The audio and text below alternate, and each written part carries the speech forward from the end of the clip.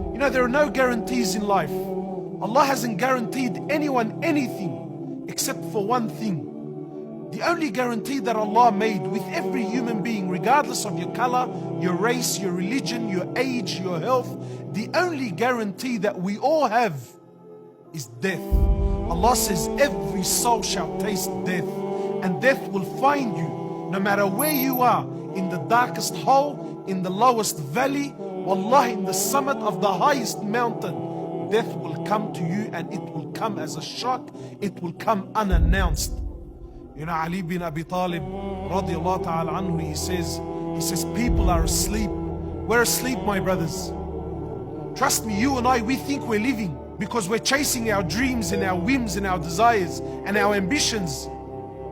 But Ali says, people are asleep, and when they die, they wake up.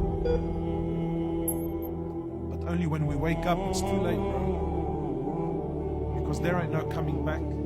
A dear brother of ours has passed away, Mohamed Janel, at the age of 18, whom you may remember was on the show with us a few years ago. How does it feel to connect to Allah? It's an unexplainable love where you feel this connection, where if you ask for something, you don't guarantee you're gonna get it, but 90% of the time you think it's gonna be accepted, your dua. At the age of 18, and there was nothing wrong with him. He was perfectly healthy, not a worry, not a care in the world, his whole life ahead of him. He went to sleep